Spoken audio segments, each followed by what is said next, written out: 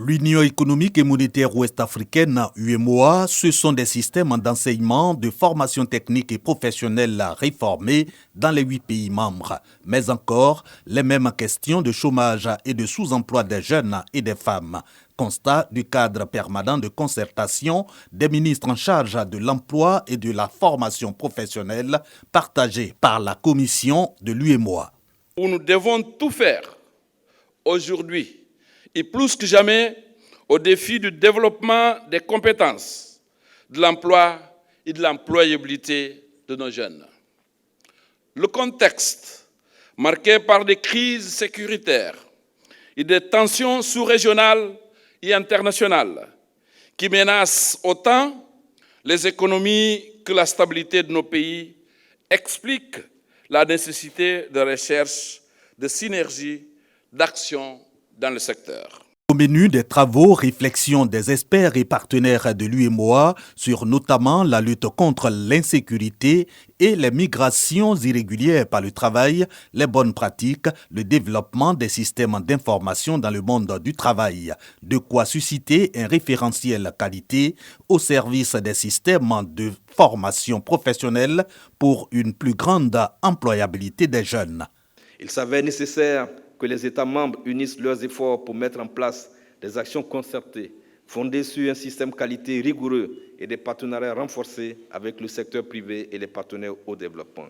À cet égard, nous devons œuvrer ensemble pour un avenir où les compétences professionnelles des jeunes de l'espace UEMOA seront pleinement reconnues et valorisées, leur offrant ainsi des perspectives réelles de mobilité et d'acquisition d'emplois décents et durables. Cette valorisation des compétences des jeunes doit passer aussi bien par des actions de rénovation du dispositif de formation initiale que par la reconnaissance de l'apprentissage traditionnel et du secteur informel. Objectif visé, croissance économique et paix dans l'espace UEMOA. La 15e conférence du cadre permanent de concertation a le soutien du chef de l'État, selon le chef de gouvernement pour qui il s'agit d'accélérer par une formation professionnelle de qualité l'emploi de 80% de la population que sont les jeunes et les femmes. Au-delà du BTS, certainement, demain, il aura des possibilités d'être ingénieur d'application, ingénieur de conception, en charge de la recherche pour améliorer le quotidien de nos pays.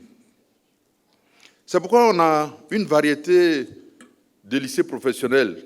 Et le ministre, dans la configuration de ces lycées, a proposé et fait adopter des lycées professionnels selon les régions, en nous appuyant sur les spécificités agricoles pour que dans ces régions, les lycées spécialisés permettent d'améliorer les productions, la transformation et la commercialisation de nos produits agricoles. 250 milliards de francs CFA, ce programme ivoirien de l'enseignement professionnel pour couvrir dans un an encore le territoire national de lycées professionnels. La 15e conférence du cadre permanent de concertation des ministres en charge de l'emploi et de la formation professionnelle de l'UEMOA se tient quant à elle sur une semaine.